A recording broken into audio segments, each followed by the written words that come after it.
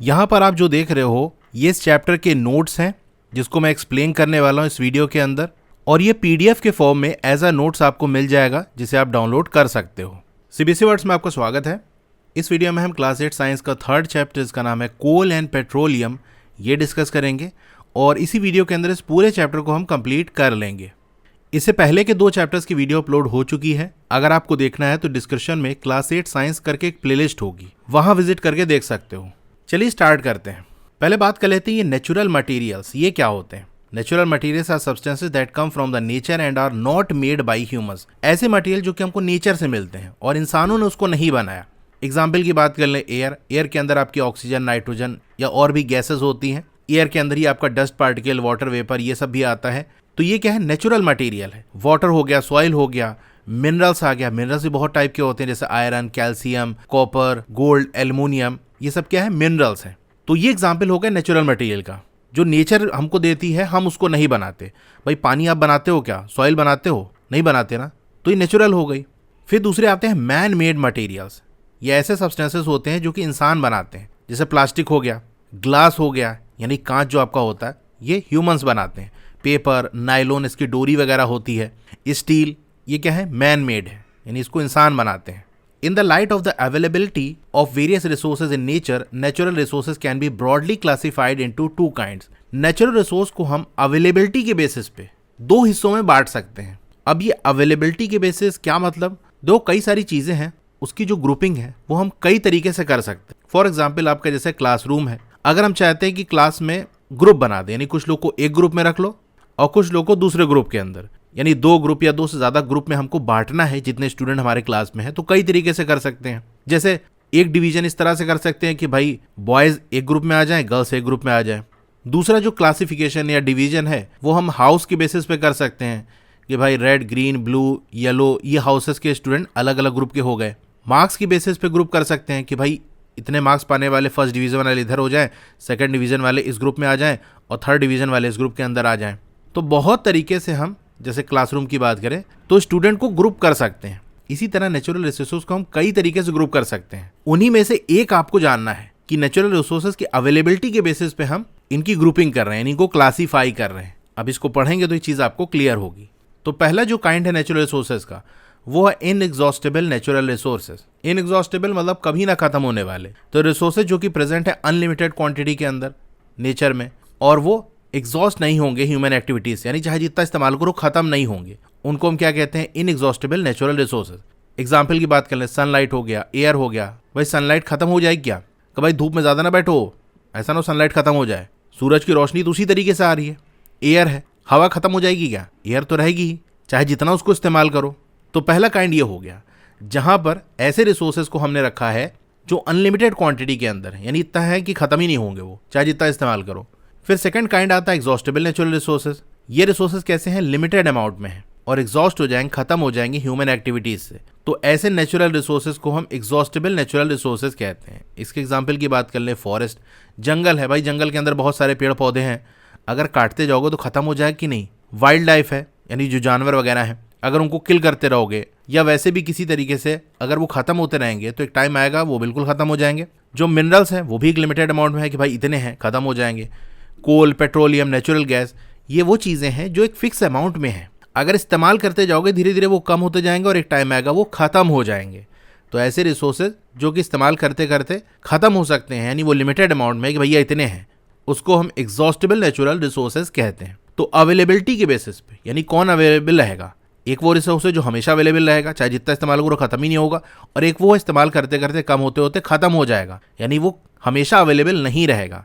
अब एक क्वेश्चन आता है, व्हाट आर फॉसिल फ्यूल्स। ये फॉसिल फ्यूल्स क्या है, natural resources form from the dead remains of living organisms, जिसको हम फॉसिल्स कहते हैं। किसको फॉसिल्स कहते हैं, कोई लिविंग ऑर्गेनिज्म है, कोई एनिमल है या प्लांट है, वो डेड कर गया। एनिमल डेड कर गया तो समझ गया। प्लांट डेड का मतलब क्या, जैसे मान लो प्लांट की जो पत्ती वगैरह है वो गिर गई टूट के, तो पेड़ से अलग हो गई तो कहानी खत्म, वो डेड हो गई। ये कोई प्लांट ही है, गिर गया वो। तो ये जो प्लांट या एनिमल डेड कर जाते हैं, या इनके पार्ट्स, जैसे प्लांट है, प्लांट की पत्ती ही टूट के गिर गई तो पेड़ से अलग हो गई, यानी वो डेड हो गई, तो इन्हीं को हम फॉसिल्स कहते हैं। और यही फॉसिल्स से जो नेचुरल रिसोर्सेज बनते हैं उनको हम फॉसिल फ्यूल्स कहते हैं। कैसे क्या बनते हैं आगे हम देखेंगे। इसके एग्जाम्पल में आपका कोल, पेट्रोलियम और नेचुरल गैस है, यानी ये तीनों किससे बने होते हैं, लिविंग ऑर्गेनिज्म डेड कर जाते हैं, जिसको हम फॉसिल्स कहते हैं, उन्हीं से ये बनते हैं। तो पहला फॉसिल फ्यूल हमारे सामने आता है कोल, जिसको हम हिंदी में कोयला कहते हैं। ये हार्ड होता है जैसे पत्थर की तरह ये हार्ड होता है, ब्लैक कलर का होता है, जैसे कि आप यहाँ इमेज में देख ही सकते हो। अब आप पूछो किसका बना होता है, ये क्या चीज़ है, किस मटेरियल का होता है ये कोयला? तो ज़्यादातर इस कोयले के अंदर कार्बन होता है, कि कार्बन से ही बना होता है। कहाँ इस्तेमाल करते हैं? खाना वगैरह बनाने में इस्तेमाल करते हैं, गांव देहात में यूज़ होता है। हमारे घरों में तो चलो एलपीजी सिलेंडर वगैरह आता है, लेकिन पहले तो सब कोयले पे, लकड़ी पे ही खाना बनाते थे, या अभी भी गाँव देहात के अंदर कोयले पे बनता है। पहले के टाइम में इसका इस्तेमाल रेलवे इंजन के अंदर किया जाता था, to produce steam to run the engine. यहाँ देखो मैंने एक ट्रेन की इमेज लगाई है। पुराने ज़माने में जो ट्रेन थी उसमें आपने देखा होगा ऐसे काला काला धुआं निकलते हुए जाता था। तो धुआं कैसे आता था? यही कोयला जलाया जाता था, फिर उसी की हीट से वाटर को हीट किया जाता था, जिससे स्टीम बनती थी, भाप बनती थी। वो भाप उसको चलाती थी। भाई कैसे क्या काम करता था आपको डिटेल नहीं समझना, बस इतना याद रख लो कि कोयले का इस्तेमाल पहले के ज़माने, पुराने ज़माने में रेलवे इंजन्स में होता था, यानी कोयले की मदद से ट्रेन चलती थी। इसी कोयले का इस्तेमाल थर्मल पावर प्लांट्स के अंदर किया जाता है इलेक्ट्रिसिटी प्रोड्यूस करने के लिए। थोड़ा सा मैं इसके बारे में आपको बताता हूँ, देखो कैसे प्रोड्यूस होती है। ये तो लिखा है, चलो इसको याद करना है आपको सिंपल, इसकी डिटेल आपको जाननी नहीं है, लेकिन थोड़ा सा किसी चीज़ के बारे में अगर जान लेते हो ना तो वो चीज़ दिमाग में बैठ जाती है, याद रखना आसान हो जाता है। थर्मल का मतलब हीट से कोई चीज़ अगर काम करे तो वो थर्मल कहलाती है। तो थर्मल पावर प्लांट यानी यहाँ से बिजली बनती है हीट की मदद से। कैसे हीट की मदद से? देखो जैसे ये कोयला है, कोयले को जला के पानी को गर्म किया जाता है। जब पानी खूब गर्म हो जाता है तो उसमें से वो भाप बन जाता है, स्टीम में बदल जाता है। अब इस स्टीम के पास बड़ा प्रेशर होता है। जैसे घर के अंदर भी आप देखो दाल वगैरह बनती है तो सीटी बोलती है कि नहीं? तो वो कैसे बोलती है? अंदर जो पानी होता है जब भाप बन के ऊपर की तरफ जाता है तो सीटी को ऊपर धक्का मारता है, यानी उसके बाद तब प्रेशर रहता है कि वो सीटी को ऊपर उठा देता है। तो बस इसी के इस्तेमाल करते हैं, कोयले से पानी को गर्म करते हैं बॉयलर्स के अंदर। वो स्टीम जब बाहर निकलती है तो एक पंखे जैसी चीज होती है, उसको हम टरबाइन कहते हैं। वो उस टरबाइन को घुमाती है, तो वो पंखे जैसी चीज को हम टरबाइन कहते हैं। वो जब घूमती है तो उससे इलेक्ट्रिसिटी बनती है, बिजली बनती है। जैसे आप घर के अंदर फैन चलाते हो ना, पंखा चलाते हो, तो कैसे चलता है? इलेक्ट्रिसिटी की मदद से फैन चलता है। इसी का बस उल्टा कर दो, फैन को घुमाओ तो इलेक्ट्रिसिटी बनेगी, इलेक्ट्रिसिटी से फैन चल रहा है, फैन से इलेक्ट्रिसिटी बनेगी। तो बस वो टरबाइन पंखे जैसी चीज होती है, उसके घूमने से इलेक्ट्रिसिटी बनती है। इतनी डिटेल आपको ये पूरी कहानी है नहीं याद रखनी, बस आपको ये याद रहे कि थर्मल पावर प्लांट से इलेक्ट्रिसिटी बनती है और ये थर्मल पावर प्लांट के अंदर कोल यानी कोयले का इस्तेमाल होता है। इतना बस आपको याद रखना है। बहुत सारी इंडस्ट्रीज के अंदर ये फ्यूल की तरह इस्तेमाल होता है, ईंधन की तरह इस्तेमाल होता है।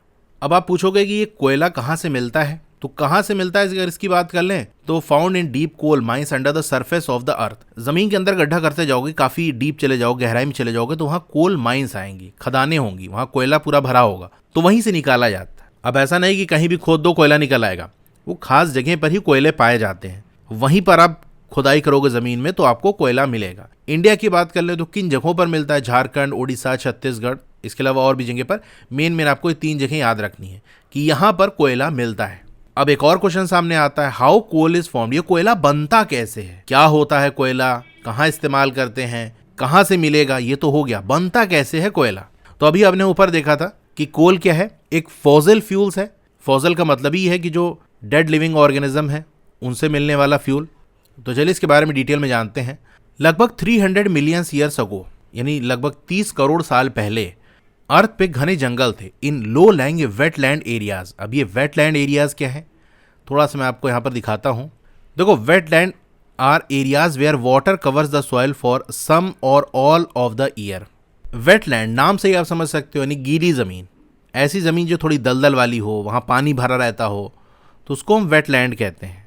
तो वेटलैंड ऐसे ज़मीन के हिस्से होते हैं जो साल के कुछ हिस्से तक, यानी 2-3-4 महीना पानी में डूबे हों, या पूरा साल तक वो पानी में डूबे होते हैं। यहाँ पर देखो मैंने एक फिगर बनाई है जहाँ पर ये ज़मीन है, इसमें जो नीचे का हिस्सा है, यहाँ देखो ये पानी है, तो ये जो नीचे वाली ज़मीन है ये तो पूरा पानी में डूबी रहेगी हमेशा, एक अच्छा खासा पानी इसके ऊपर है। लेकिन ये इतना एरिया देखो, यहाँ पर इस पर थोड़ा सा बहुत हल्का सा पानी है। यहाँ पर आप चलोगे तो आपको ज़मीन दिखाई पड़ती रहेगी, थोड़ा थोड़ा पानी का लेवल होगा, तो इसको हम वेटलैंड कहते हैं। यानी है तो ये ज़मीन के हिस्सा, लेकिन थोड़ा सा पानी इसके ऊपर आ गया है तो इसलिए ये गीला हो गया है। यहाँ इमेज भी आप देख सकते हो, मैंने लगा दी है। ये जो आप घास जैसे देख रहे हो ना, अगर इस पर चलोगे ना तो आपका पैर धंसने लगेगा, दलदल वाला है, यहाँ पानी अंदर अंदर भरा हुआ है। तो ऐसी जो ज़मीनें होती है उसको हम वेटलैंड कहते हैं। तो 300 मिलियन ईयर्स अगो क्या था, इन्हीं वेटलैंड में घने जंगल हुआ करते थे। Due to natural processes like flooding, these forest got buried under the soil. अब हुआ क्या, जैसे यहाँ इमेज में देख सकते हो, ये एक ट्री है, अब बाढ़ आई, बाढ़ अपने साथ मिट्टी वगैरह लेकर आती है, तो वो आके जमने लगी। तो जमते जमते क्या हुआ, जैसे मान लो कुछ टाइम के बाद ये प्लांट गिर गया, डेड कर गया, मुरझा गया, और जो फ्लड था, बाढ़ थी, वो अपने साथ मिट्टी ले आती गई। तो मिट्टी की लेयर धीरे धीरे करके चढ़ती गई इसके ऊपर इस तरीके से। तो इस तरह चढ़ते चढ़ते ये जो पूरा प्लांट था, यहाँ इस इमेज में देख सकते हो, ये पूरा मिट्टी के अंदर दब गया। फ्लड आई, बाढ़ अपने साथ मिट्टी वगैरह ले आती है, वो मिट्टी इसके ऊपर चढ़ती गई, लेयर बनाती गई। तो वैसे तो थोड़ा थोड़ा मिट्टी चढ़ती है, लेकिन हम बात कितनी कर रहे हैं, 300 मिलियन ईयर्स अगो की, यानी 30 करोड़ साल पहले। तो थोड़ा थोड़ा करके भी बहुत ज़्यादा मिट्टी चढ़ गई। तो पूरा ये जो ट्री है देख सकते हो, इसके अंदर दब गया। As more soil deposit over them they were compressed. अब मिट्टी इसके ऊपर चढ़ती चली गई तो क्या होगा, मिट्टी के बोझ की वजह से ये दबने लगेगा, प्रेशर इसके ऊपर पड़ेगा। The temperature also rose as they sank deeper and deeper. तो इस तरह से ये धंसते चले गए और इस तरह से मिट्टी चढ़ती गई, तो अंदर गर्मी भी पैदा हो गई। तो हुआ क्या, टेम्परेचर बढ़ गया। Under high pressure and high temperature dead plants got slowly converted to coal. तो ये जो प्लांट डेड कर गया था और मिट्टी के अंदर दबता चला गया, इस दबने की वजह से एक तो प्रेशर पड़ा, दबाव बना इसके ऊपर, और दबते दबते अंदर गर्मी भी पैदा हो गई, टेम्परेचर भी बढ़ गया। तो हाई प्रेशर और हाई टेम्परेचर की वजह से ये जो डेड प्लांट थे वो धीरे धीरे कोयले में बदल गए। धीरे धीरे का मतलब ये मिलियंस ऑफ ईयर्स के अंदर लगे हैं, ऐसा नहीं कि एक दो दिन के अंदर बन गया हो। तो ये पूरी कहानी हो गई कि कोयला बनता कैसे है। शॉर्ट में आपको फिर से एक बार बता देता हूँ। जैसे कोई प्लांट वगैरह है या कोई ट्री है, वो गिर गया, डेड कर गया, और नेचुरल प्रोसेस जैसे फ्लडिंग हो गया, बाढ़ आ गई, या हवा चलने की वजह से भी धूल मिट्टी आती जाती है, तो उसके ऊपर धूल मिट्टी पड़ते पड़ते, जैसे आप बाहर कोई चीज़ रख दो तो धूल मिट्टी की वजह से क्या होगा, हवा से साथ धूल उड़ती रहती है, तो उसके ऊपर धूल मिट्टी जमने लगेगी। तो वही चीज़ हुआ, जमते जमते इतनी लेयर बन गई, इतना ऊंचे तक बन गया कि वो पूरा का पूरा ट्री या प्लांट ही दब गया अंदर। तो टेम्परेचर हाई हो गया, प्रेशर हाई हो गया, और वो जो प्लांट था वो धीरे धीरे कोयले में बदल गया। अब एक क्वेश्चन आता है, what is carbonization? The slow process of conversion of dead vegetation into coal is called carbonization. Vegetation यानी प्लांट या ट्रीज वगैरह, इनका धीरे धीरे कोयले में बदलना, इसी को कार्बनाइजेशन कहते हैं। अब एक क्वेश्चन हमारे सामने आता है, why coal is also called a fossil fuel? Coal को हम फॉसिल फ्यूल क्यों कहते हैं? Coal was form from the remains of vegetation, therefore it is also called a fossil fuel. Fossil का मतलब हमने ऊपर देखा था अभी कि जो लिविंग ऑर्गेनिज्म डेड कर जाते हैं उन्हीं को हम फॉसिल कहते हैं। उनसे जो फ्यूल मिलता है वो फॉसिल फ्यूल कहलाता है।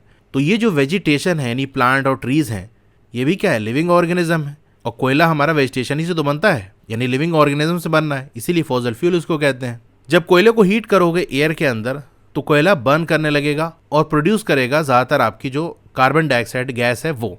कोयले को जलाया कौन सी गैस निकलेगी? ज़्यादातर आपकी कार्बन डाइऑक्साइड ही निकलेगी। अब कोयले से मेन 3 चीज़ें बनती हैं, एक तो कोक बनता है, कोल तार बनता है, कोल गैस बनती है। चलिए एक एक करके समझ लेते हैं। यानी अब हम उन चीज़ों की बात कर रहे हैं जो कोयले से बनती हैं। पहला आ गया आपका कोक। ये क्या है? टफ होता है। टफ का मतलब क्या है? तो टफनेस एक प्रॉपर्टी होती है किसी भी सब्सटेंस की, the quality of being strong and not easily broken और डैमेज्ड। तो किसी की वो क्वालिटी जिससे वो स्ट्रॉन्ग रहता है और आसानी से वो टूटता नहीं है, उसमें डैमेज नहीं होता, उसको हम टफनेस कहते हैं। तो कोक टफ होता है, इसका मतलब ये आसानी से टूटेगा नहीं, आसानी से डैमेज नहीं होगा, ये स्ट्रॉन्ग होता है। पोरस होता है। पोरस का मतलब क्या है, चलिए जान लेते हैं। मीनिंग हैविंग वॉइड स्पेस, खाली जगह, विद इन अ मटेरियल। यहाँ आप अगर देख पा रहे हो छोटे छोटे होल आपको देखने को मिलेंगे, यहाँ बीच बीच में देखो छोटे छोटे गड्ढे टाइप के, होल टाइप के हैं, इसी को कहते हैं पोरस। यानी इसके बीच बीच में छेद होगा, खाली जगह होगी, तो ऐसे सब्सटेंस को हम पोरस कहते हैं। तो कोक के अंदर ये है, एक तो टफ होता है यानी स्ट्रॉन्ग होता है, आसानी से टूटेगा नहीं, पोरस होता है और ब्लैक कलर का होता है। It is an almost pure form of carbon, यानी लगभग प्योर फॉर्म है कार्बन का, यानी इसके अंदर ज्यादातर आपका कार्बन ही होता है। इसका इस्तेमाल हम स्टील को बनाने में करते हैं, स्टील वगैरह का इस्तेमाल घरों के अंदर होता है। Use in extraction of many metals, बहुत सारे मेटल को निकालने में इसका इस्तेमाल होता है। कैसे निकलता है, क्या प्रोसेस है, वो डिटेल में आपको नहीं जाना है, नहीं तो बहुत ज़्यादा लेंदी हो जाएगा टॉपिक। अब कोल की मदद से एक और चीज़ बनती है, इसको हम कहते हैं कोल तार। इट इज़ अ ब्लैक, ये काले रंग का होता है, थिक लिक्विड। देखो ये सारे पॉइंट आप याद रखना। अभी हमने कोक देखा था, कोक क्या होता है, पत्थर जैसा होता है, लेकिन ये कोल तार लिक्विड होता है, गाढ़ा लिक्विड। ये देखो मैंने इमेज लगाई है, इस तरह से गाढ़ा सा लिक्विड होता है, विद एन अनप्लीजेंट स्मेल, यानी गंदी सी इसकी महक होती है, बैड स्मेल होती है इसकी। It is a mixture of about 200 substances. ये कोल तार कोई एक सब्सटेंस का नाम नहीं है, ये पूरा 200 सब्सटेंसेस का मिक्सचर होता है, यानी 200 सब्सटेंसेस के अंदर मिले होते हैं। इसको ऐसे एग्जाम्पल समझ सकते हो, जैसे टी है, चाय है, तो चाय किसी एक चीज़ का नाम नहीं है, कई सारी चीज़ें मिलाकर तब चाय बनती है। जैसे चाय बनाने के लिए आपको क्या चाहिए, मिल्क चाहिए, शुगर चाहिए, टी लीव्स यानी चाय पत्ती चाहिए, तो मेन है। और भी चीज़ें ऐड कर देते हैं, जैसे वाटर डाल दिया या उसके अंदर अदरक डाल दिया, तो ये पूरा मिलाकर आपकी चाय बनती है। उसी तरीके से कोल तार कोई एक चीज़ का नाम नहीं, एक सब्सटेंस नहीं है, इसके अंदर 200 सब्सटेंसेस मिक्स होते हैं, तो पूरा सब्सटेंस मिलाकर कोल तार कहलाता है। अब इन्हीं सब्सटेंसेस को हम अलग करते हैं ताकि अलग अलग जगह पर इसका इस्तेमाल कर सकें।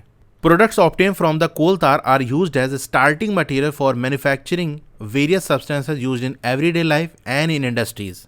तो जैसा कि हमने देखा कि कोल तार 200 सब्सटेंसेस से मिल के बना होता है, तो इन्हीं सब्सटेंसेस को जो हम अलग करेंगे तो उन सब्सटेंसेस का इस्तेमाल स्टार्टिंग मटेरियल की तरह किया जाता है बहुत सारी इंडस्ट्रीज़ के अंदर, जो हमारे रोज़ाना के इस्तेमाल की चीज़ें बनाती हैं। अब ये स्टार्टिंग मटेरियल्स क्या है, देखो जिसकी मदद से कोई चीज़ बनाई जाती है, यानी बिल्कुल स्टार्ट कहाँ से हो रहा है, जो कच्चा सामान है वो। फॉर एग्जाम्पल जैसे शुगर है, चीनी है, वो कैसे बनती है, शुगर केन से बनती है, गन्ने से बनती है।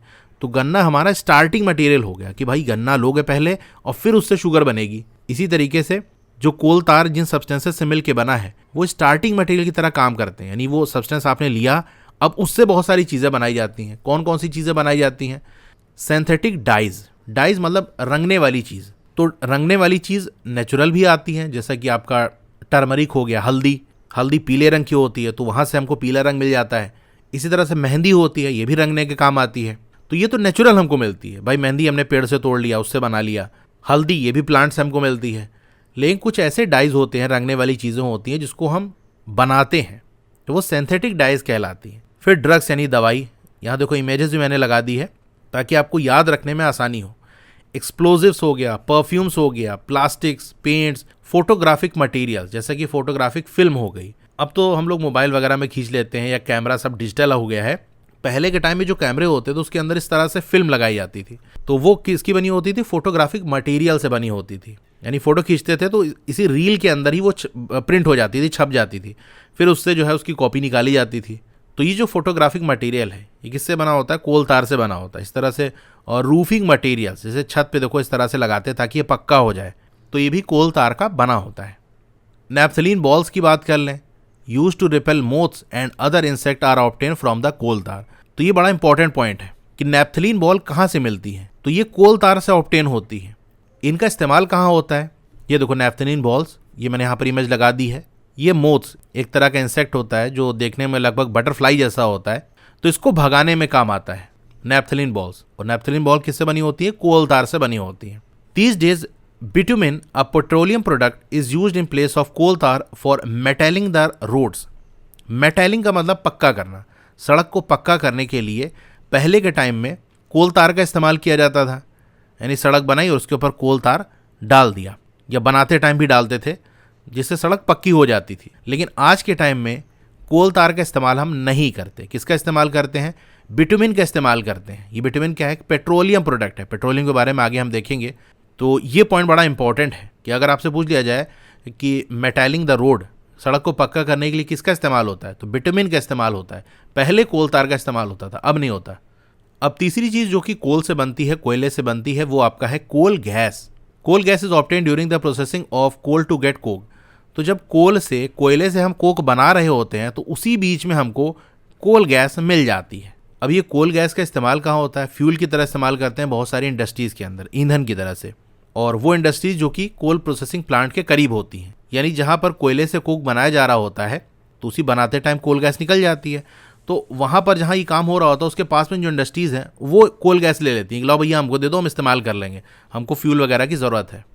कोल गैस का इस्तेमाल पहले के टाइम में स्ट्रीट लाइटिंग में किया जाता था। यानी लंदन और न्यूयॉर्क के अंदर क्या होता था, जो स्ट्रीट लाइट थी, सड़क किनारे जो लाइट लगी होती है, वो कोल गैस से चलती थी। आजकल क्या है, ये जो कोल गैस है उसका इस्तेमाल सोर्स ऑफ हीट की तरह करते हैं रेदर देन लाइट। यानी पहले के टाइम में तो लाइट के लिए इस्तेमाल करते थे, कोल गैस जलती थी, उससे रोशनी निकलती थी, तो वो सड़क किनारे जो है उसको लगा दिया जाता था। लेकिन आजकल हम लाइटिंग के लिए यूज़ नहीं करते, रोशनी के लिए यूज़ नहीं करते, बल्कि हीट के लिए यूज़ करते हैं इन कोल गैस को। अब बात कर लेते हैं पेट्रोलियम की। The word petroleum is derive from, देखो पेट्रोलियम दो वर्ड से मिलके बना है। एक तो पेट्रा जिसका मतलब रॉक होता है, और दूसरा ओलियम जिसका मतलब होता है oil, as it is mined from between the rocks under the earth. तो पेट्रोलियम बना है पेट्रा और ओलियम से, यानी रॉक और ऑयल, ऐसा तेल जो कि चट्टानों के बीच से हमको मिलता है।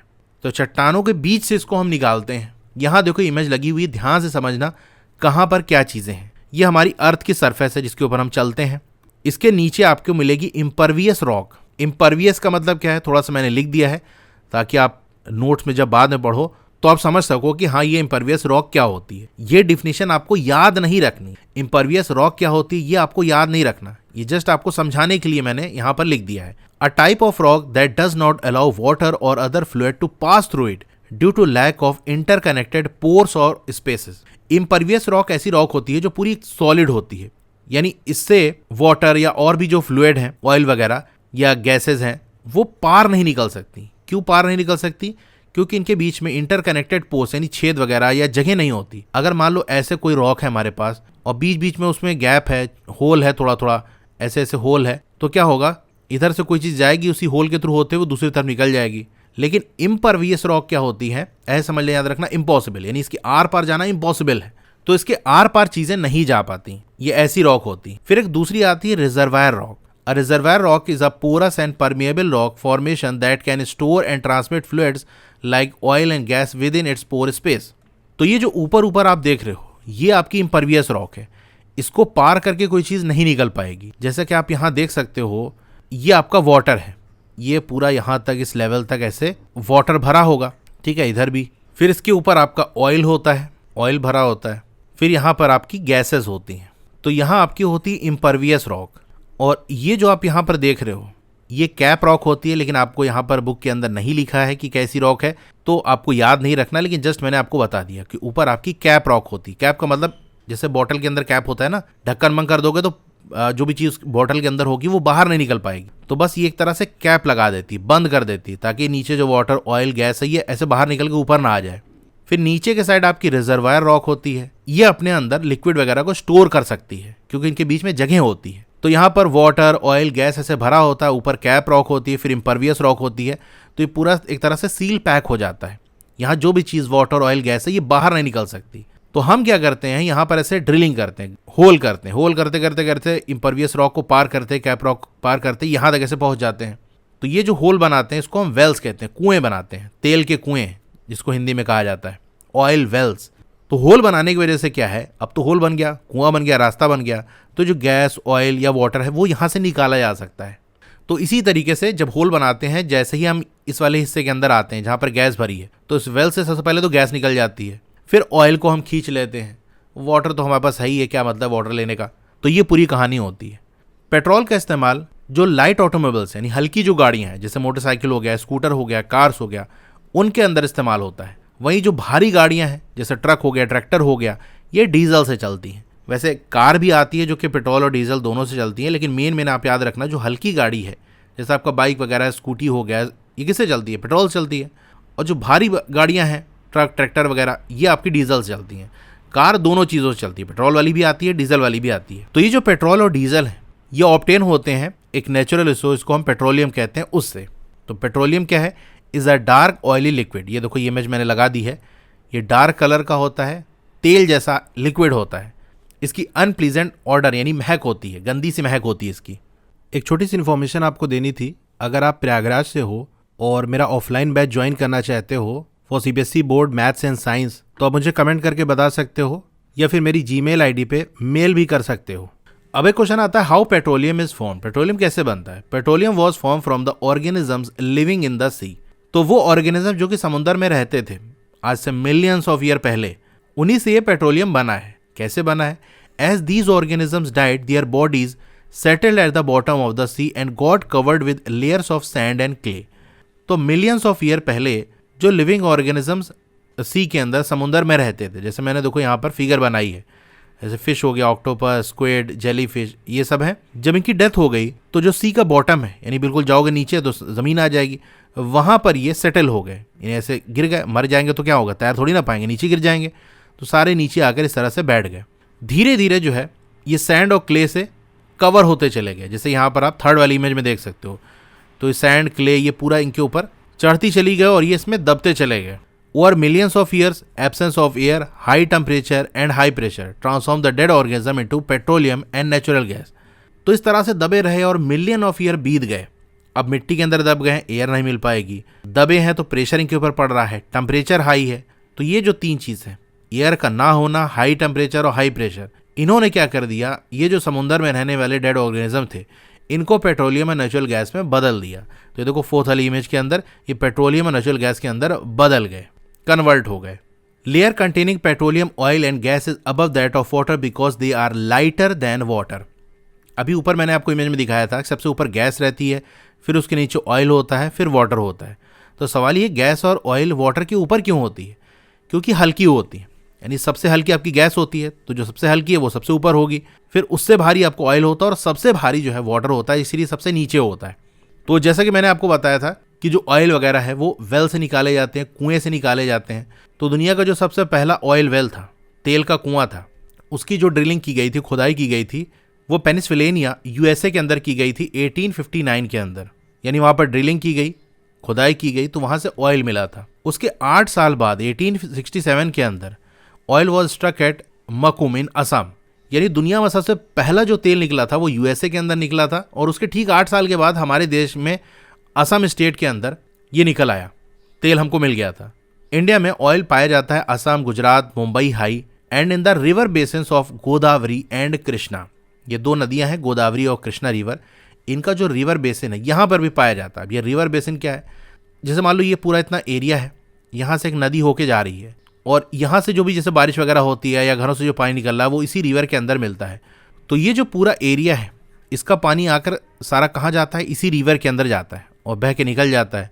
तो ये जो पूरा एरिया है वो इस रिवर की बेसिन कहलाएगी। जैसे घर के अंदर हमारे बेसिन होती है, वो क्या करती है? ये ऐसे हमारी बेसिन होती है, इसी में ऐसे ये नीचे पाइप लगा होता है। अब बेसिन क्या करती है? अगर पानी यहाँ गिरे, यहाँ गिरे, यहाँ गिरे, कहीं पर भी गिरे, सारा पानी आकर इसी पाइप के थ्रू नीचे चला जाता है। बेसिन का ही काम होता है। यानी बेसिन के अंदर जो पानी गिरेगा वो एक पाइप लगा होगा नीचे, वहीं पर आएगा सारा और उसी के थ्रू बाहर निकल जाएगा। उसी तरीके से रिवर बेसिन होती है, यानी उस एरिया के अंदर वो एरिया जहाँ का जो पानी है वो बह के जिस रिवर के अंदर चला जाता है वो उस रिवर की बेसिन्स कहलाती हैं। ठीक है, इतना डिटेल में आपको नहीं पढ़ना है, जस्ट नाम लिखा था इसीलिए थोड़ा सा मैंने आपको बता दिया। तो गोदावरी और कृष्णा रिवर की जो बेसिन्स है, यानी जो पानी इन रिवर्स के अंदर आता है बह के जिन एरियाज से, वहाँ पर भी हमको ऑयल मिलता है। अब बात कर लेते हैं refining of petroleum. Petroleum is a mixture of various constituents such as petroleum gas, petrol, diesel, lubricating oil, paraffin, wax etcetera. अब जो पेट्रोलियम है ना, वो किसी एक चीज़ का नाम नहीं है, बल्कि कई चीज़ों का मिक्सचर पेट्रोलियम कहलाता है। यानी पेट्रोलियम के अंदर बहुत सारी चीज़ें मिली होती हैं, मिक्स रहती हैं। जैसे आपका पेट्रोलियम गैस हो गया, पेट्रोल, डीजल, इसको आप जानते ही हो। लुब्रिकेटिंग ऑयल, अब ये क्या होता है? देखो, जो मूविंग पार्ट होते हैं ना किसी भी मशीन वगैरह के अंदर, वो आसानी से मूव कर सकें, उसके लिए लुब्रिकेटिंग ऑयल डाला जाता है। जैसे अक्सर दरवाज़ा वगैरह बोलने लगता है, चू चू करने लगता है, तो कहते हैं ना थोड़ा तेल डाल दो ताकि स्मूथ हो जाए, अच्छे से मूव करने लगे। या जैसे साइकिल वगैरह आप चलाते हो तो उसकी चैन के ऊपर आप देखते हो कभी कभी वो तेल टाइप की कोई चीज़ डालता है, जिससे बहुत आसानी से फ्री हो जाती है, बड़ी अच्छे से मूव करने लगती है। तो कोई भी मूविंग पार्ट वो स्मूथली मूव कर सके, अच्छे से मूवमेंट हो सके, उसके लिए हम लुब्रिकेटिंग ऑयल डालते हैं। पैराफिन वैक्स यानी जो आपकी मोम है वो भी इस पेट्रोलियम के अंदर होती है। फिर प्रोसेसेस के थ्रू इनको हम अलग अलग करते हैं ताकि अलग अलग जगह पर इसका इस्तेमाल कर सकें। The process of separating the various constituents या fractions of petroleum is known as refining. तो रिफाइनिंग का मतलब क्या है कि यही पेट्रोलियम के जो कॉन्स्टिट्यूएंट्स यानी फ्रैक्शन, जिन चीज़ों से मिलकर ये पेट्रोलियम बना है, उन्हीं को अलग करने के प्रोसेस को हम रिफाइनिंग कहते हैं। यानी पेट्रोलियम के अंदर petroleum gas, petrol, diesel, lubricating oil, paraffin wax और भी सारी चीज़ें मिक्स रहती हैं। अब इन्हीं को अलग करने वाला प्रोसेस रिफाइनिंग कहलाता है। जहाँ पर होता है जिस जगह पर, उसको हम पेट्रोलियम रिफाइनरी कहते हैं। तो ये टेबल आपको दिया है various constituents of petroleum and their uses. Constituents यानी उसके जो पार्ट्स हैं, जिन चीज़ों से मिलकर ये पेट्रोलियम बना है, वो कौन कौन से हैं और उनका क्या यूज़ है। तो चलिए एक एक करके जान लेते हैं। पहला आपका आ गया petroleum gas in liquid form, जिसको हम LPG कहते हैं। अब कहोगे गैस इन लिक्विड फॉर्म, इसका मतलब क्या है? देखो, पेट्रोलियम गैस ये तो है गैस, ऐसे छोड़ दोगे तो ये गैस है, लेकिन होता ये है कि इस गैस को बहुत कंप्रेस करके दबा के सिलेंडर्स वगैरह के अंदर भर दिया जाता है। इतना दबा देते हैं कि ये गैस लिक्विड में बदल जाती है ओरिजिनल गैस ही वो, लेकिन उसको लिक्विड में बदल दिया गया कंप्रेस करके। इसीलिए हम LPG कहते हैं, लिक्विफाइड पेट्रोलियम गैस। जो हमारे घरों के अंदर सिलेंडर आता है ना, उसके अंदर यही LPG होती है। इसीलिए आपने अक्सर सुना होगा LPG सिलेंडर। तो बहुत ढेर सारी गैस को एकदम कंप्रेस करके दबा के उस सिलेंडर के अंदर भर देते हैं। तो सिलेंडर के अंदर रहती है तो लिक्विड फॉर्म में रहती है, जब बाहर निकलती है तो वो गैस है। इसके यूजेस के बारे में बात कर लें, इसको तो आप जानते ही हो, fuel for home and industry. घरों के अंदर हमारे गैस सिलेंडर का यूज़ होता है, तो फ्यूल की तरह यूज़ करते हैं, ईंधन की तरह यूज़ करते हैं, खाना वगैरह बनता है इस पर, तो घरों के अंदर, इंडस्ट्रीज़ के अंदर यूज़ होता है।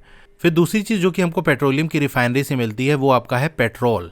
पेट्रोल को तो आप जानते हो कहाँ यूज़ होता है, मोटर फ्यूल्स के अंदर, बाइक वगैरह के अंदर पेट्रोल डलाते हैं कि नहीं। एविएशन फ्यूल यानी एरोप्लेन वगैरह के अंदर जो फ्यूल यूज़ होता है वहाँ पेट्रोल का यूज़ करते हैं। सॉल्वेंट फॉर ड्राई क्लीनिंग वगैरह को अगर हो सकता है आपने या घर में किसी ने कपड़ा वगैरह दिया हो तो वहाँ पर पेट्रोल की मदद से उसकी सफाई करते हैं। अब आप पूछोगे ये सॉल्वेंट क्या होता है।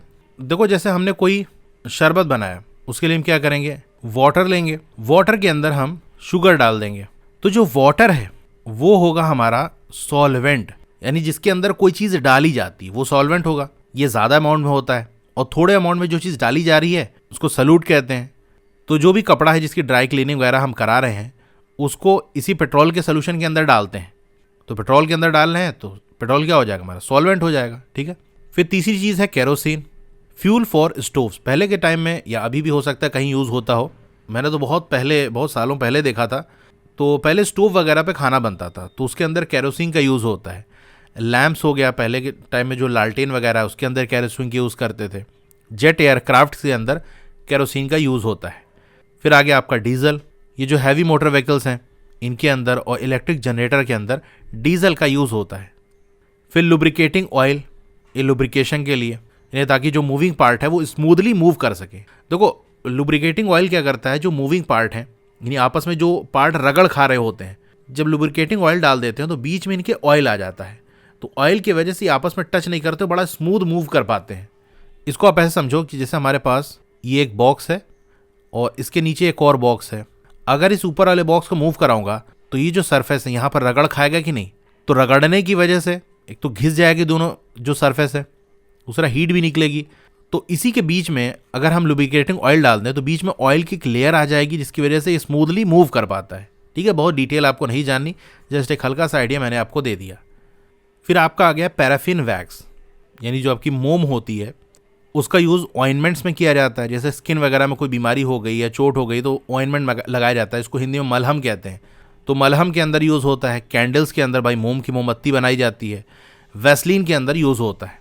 फिर विटामिन की बात कर लें तो पेंट्स के अंदर और रोड सरफेसिंग के अंदर किया जाता है, सड़क को पक्का करने के लिए विटामिन का यूज़ किया जाता है। तो ये 7 जो मेन आपके पेट्रोलियम के कॉन्स्टिट्यूएंट्स हैं, यानी पेट्रोलियम को रिफाइनिंग करके इनके ये चीज़ें मिलती हैं हमको। तो वो कौन कौन सी चीज़ें हैं, क्या यूजेस हैं, ये टेबल के फॉर्म में हमने देख लिया। ये बहुत इंपॉर्टेंट है, यहाँ से क्वेश्चन आते हैं एग्जाम में। अब बात कर लेते हैं पेट्रोकेमिकल्स की। Useful substances that are obtain from the petroleum and natural gas are termed as petrochemicals. तो काम की चीज़ें जो कि पेट्रोलियम और नेचुरल गैस से हमको मिलती है उसको हम पेट्रोकेमिकल्स कहते हैं, यानी ऐसे केमिकल जो कि पेट्रोलियम या नेचुरल गैस से हमको मिलते हैं। ये जो पेट्रोकेमिकल्स हैं इनका यूज़ किया जाता है मैन्युफैक्चर ऑफ डिटर्जेंट्स, साफ सफाई में जो डिटर्जेंट वगैरह यूज़ होता है उसके अंदर। फाइबर्स यानी रेशे जो होते हैं जिससे डोरी वगैरह या कपड़े बनाए जाते हैं, तो फाइबर्स कई टाइप के होते हैं, जैसे पॉलिस्टर हो गया, नायलॉन हो गया, नायलॉन की डोरी वगैरह आती है। ठीक है, यहाँ देखो मैंने इमेज लगाई है। एक्राइलिक हो गया। तो ये जो फाइबर्स होते हैं ये पेट्रोकेमिकल से बने होते हैं।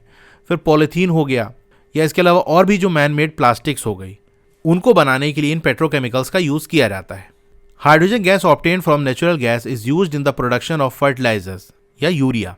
तो फर्टिलाइजर्स यानी जो उर्वरक हो गए, जो खाद हो गई हमारी, वो किससे बनती है, हाइड्रोजन गैस से बनती है। ये हाइड्रोजन गैस हमें नेचुरल गैस से ऑब्टेन होती है। तो फर्टिलाइजर्स वगैरह का यूज़ करते हैं ताकि प्लांट अच्छी ग्रोथ कर सके। जैसे कोई नॉर्मल प्लांट है उसमें अगर हम खाद डाल देंगे तो अच्छे से वो ग्रो होगा, क्योंकि फर्टिलाइजर्स के अंदर न्यूट्रिएंट्स होते हैं। Due to its great commercial importance petroleum is also called black gold. Petroleum को काला सोना भी कहा जाता है। जैसे सोना बड़ा कीमती होता है ना, उसी तरह से पेट्रोलियम भी बड़ा कीमती है। देखो कितनी सारी चीज़ें हमको मिलती है, petrol, diesel, wax, vitamin, lubricating oil, LPG, इतनी सारी चीज़ें मिलती हैं और वो कितनी काम की है हमारी। तो कॉमर्शियल इंपॉर्टेंस की वजह से, कॉमर्शियल यानी जहाँ पैसे से लेना देना की बात हो, भाई ये सारी चीज़ें बेची जाती हैं, खरीदी जाती हैं, बेच के पैसा कमाया जाता है, तो इसीलिए पेट्रोलियम को ब्लैक गोल्ड कहा जाता है, काला सोना कहा जाता है, कि जितना ज़्यादा आपके पास पेट्रोलियम होगा उससे इतनी सारी चीज़ें आप बना सकते हो और बेचोगे तो पैसा आपको मिलेगा। अब बात कर लेते हैं नेचुरल गैस की। ये एक बड़ा ही इंपॉर्टेंट फॉसिल फ्यूल है, क्योंकि आसानी से इसको हम ट्रांसपोर्ट कर सकते हैं पाइप्स के थ्रू। गैस है पाइप के थ्रू एक जगह से दूसरी जगह हमने पहुंचा दिया। नेचुरल गैस को स्टोर किया जाता है हाई प्रेशर में एज कंप्रेस्ड नेचुरल गैस, इसको शॉर्ट में हम सीएनजी कहते हैं। गाड़ी वगैरह के अंदर यूज होता है ना सीएनजी सिलेंडर वगैरह आजकल लगा के लोग यूज करते हैं। खास तौर से जो आपकी कॉमर्शियल व्हीकल्स होती है, यानी जो ट्रैवल वाले होते हैं ना, वो देखो ज़्यादातर सीएनजी लगाए रहते हैं, क्योंकि सीएनजी गैस से जो है उनको सस्ता पड़ता है। तो ये सीएनजी का फुल फॉर्म क्या है? Compressed natural gas. Natural gas उसको कंप्रेस करके दबा के सिलेंडर में भर दिया गया। सीएनजी का यूज किया जाता है पावर जनरेशन में, यानी जैसे गाड़ी है, गाड़ी चलाने के लिए पावर चाहिए ना, तो सीएनजी सिलेंडर लगा दिया, उसका कनेक्शन कर दिया, अब उससे गाड़ी चल रही है। आजकल इसको फ्यूल की तरह यूज किया जाता है फॉर ट्रांसपोर्ट व्हीकल्स, क्योंकि लेस पोल्यूटिंग है, यानी इससे पोल्यूशन कम होता है, गंदगी कम करता है, इसीलिए इसको हम क्लीनर फ्यूल कहते हैं। गाड़ी वगैरह के अंदर इसको यूज करते हैं। एक बड़ा फायदा सीएनजी का यूज करने का ये है कि it can be use directly for burning in homes and factories where it can be supplied through pipes. तो पाइप के थ्रू सप्लाई करके डायरेक्ट बर्निंग के लिए यूज कर सकते हैं। Such a network of pipelines exist in Vadodara, Gujarat, some part of Delhi. तो वडोदरा के अंदर, दिल्ली के कुछ हिस्सों के अंदर ये पाइपलाइन का नेटवर्क बनाया गया है, जिसके थ्रू डायरेक्टली सीएनजी घरों तक पहुंचा दी जाती है और उसको फिर आप बर्निंग के लिए यूज कर सकते हो, चूल्हे वगैरह के अंदर यूज कर सकते हो। अब तो और जगह भी हो गया होगा, ये तो हमारे ख्याल से बहुत पहले की बात लिखी है यहाँ पर। नेचुरल गैस का इस्तेमाल स्टार्टिंग मटेरियल की तरह भी किया जाता है for the manufacture of number of chemicals and fertilizers. India के पास बहुत ज़्यादा नेचुरल गैस है और हमारे देश यानी इंडिया के अंदर ये कहाँ मिलेगा? Tripura, Rajasthan, Maharashtra and in Krishna Godavari delta. तो इन जगहों पर हमको नेचुरल गैस मिलती है। अब आप कहोगे ये डेल्टा क्या होता है? देखो, जैसे कोई रिवर, यहाँ पर मैंने इमेज बना दी है, जैसे कोई रिवर बह के आ रही है, जब वो आके समुद्र में मिलती है तो किनारे पे कई हिस्सों में ऐसे से बढ़ जाती है, ठीक है, ऐसे से बढ़ जाती है, तो बीच में ज़मीन के कुछ हिस्से रह जाते हैं, इन्हीं को हम डेल्टा कहते हैं। डेल्टा इसलिए कहते हैं क्योंकि डेल्टा का जो सिंबल है वो ये होता है ट्राइंगल। तो ये ट्राइंगल शेप के होते हैं, यानी ऐसे रिवर बह के आ रही, कुछ पानी इधर निकल गया, कुछ पानी इधर निकल गया और इधर तो पानी भरा ही है, तो ये शेप कैसा है? ट्राइंगल का है। तो ये जो ज़मीन का हिस्सा होगा उसको क्या कहेंगे? डेल्टा कहेंगे। तो कृष्णा गोदावरी जो डेल्टा है, यहाँ पर हमको ये नेचुरल गैस मिलती है। इसके अलावा त्रिपुरा, राजस्थान और महाराष्ट्र में भी मिलती है। अब एक सवाल आता है कि ये जो कोल, पेट्रोलियम या नेचुरल गैस है, इसको हम लैब में भी तो बना सकते हैं। भाई हाई टेम्परेचर चाहिए, हाई प्रेशर चाहिए, एयर प्रेजेंट ना हो, यही सब चाहिए ना, तो दे देते हैं। लेकिन ऐसा नहीं हो सकता। क्यों नहीं हो सकता? चलिए जानते हैं। Coal, petroleum, natural gas can not be prepared in laboratory. Laboratory में नहीं बनाया जा सकता because their formation is a very slow process. बहुत धीरे धीरे ये बनते हैं, मिलियन ऑफ ईयर बीत जाएंगे, आपकी लेबोरेटरी ही खत्म हो जाएगी। भाई कौन करोड़ों साल तक लैब चलाएगा? तो बहुत स्लो प्रोसेस है। And condition for their formation can not be created in laboratory.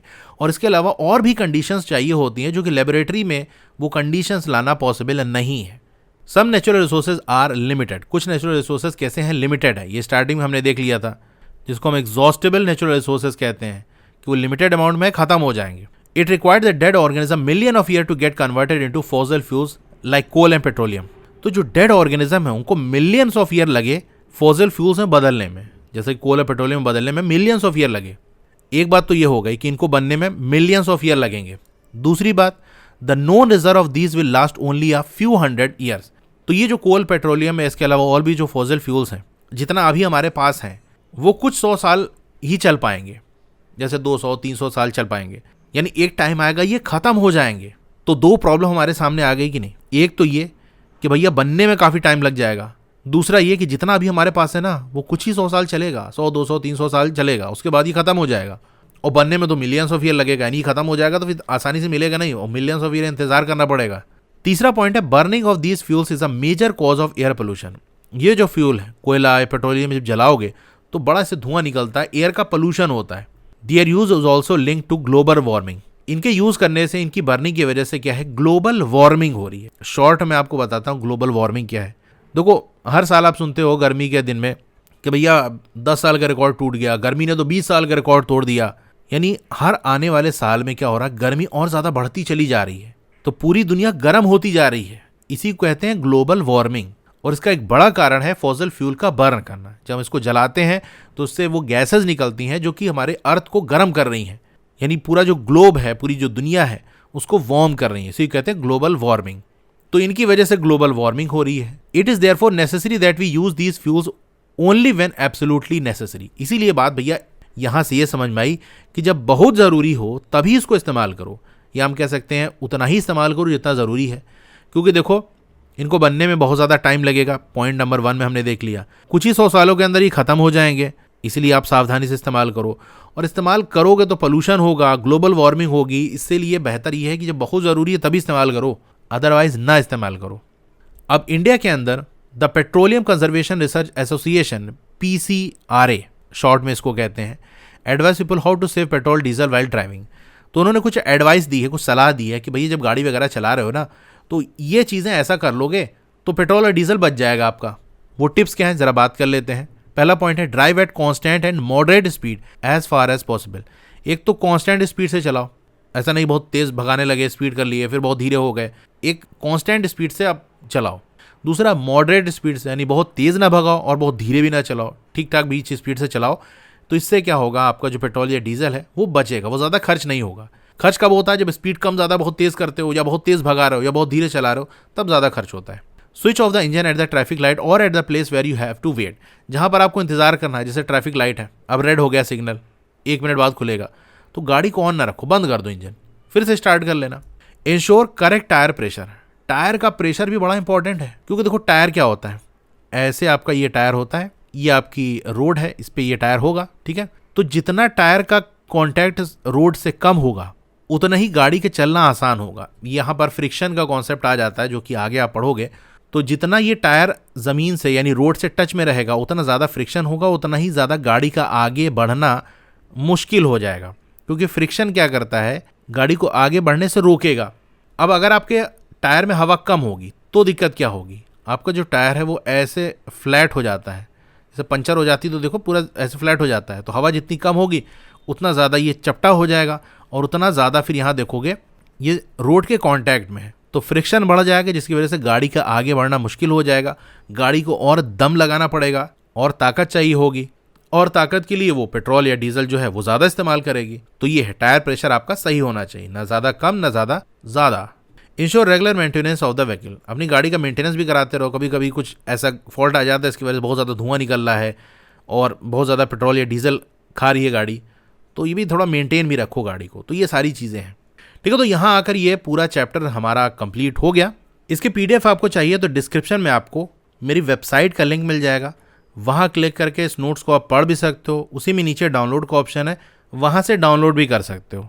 Class 8 की और वीडियो देखना चाहते हो तो इस तरह से आपकी वीडियो चली होगी। पहले वीडियो को लाइक कर लो, चैनल को सब्सक्राइब कर लो, मोर पे क्लिक कर देना है, फिर से मोर पे क्लिक कर देना है, तो आपका डिस्क्रिप्शन ओपन हो जाएगा। यहाँ पर आपको मेरे व्हाट्सएप चैनल का लिंक मिल जाएगा, उसको ज्वाइन कर लोगे तो आपको लेटेस्ट अपडेट मिलती रहेगी। डोंट वरी, आपका नाम और फोन नंबर किसी को भी विजिबल नहीं होगा। फिर क्लास 8 की बेस्ट बुक का लिंक मैंने दे दिया है, इस लिंक पे क्लिक करके यहाँ से परचेज कर सकते हो। अब अगर आपको स्टडी मटेरियल चाहिए, जैसे नोट्स हो गया, एक्सरसाइज के सॉल्यूशन हो गया, तो मेरी वेबसाइट विजिट कर सकते हो। और नीचे आओगे तो क्लास 8 मैथ्स की चैप्टर वाइज प्लेलिस्ट मिल जाएगी। जिस चैप्टर की वीडियो देखनी है उसके साथ में जो लिंक है उस पर आप क्लिक करोगे तो उस चैप्टर की प्लेलिस्ट ओपन हो जाएगी, और नीचे आओगे तो और भी जो सब्जेक्ट्स हैं उनकी प्लेलिस्ट का लिंक मिल जाएगा। Okay, thank you.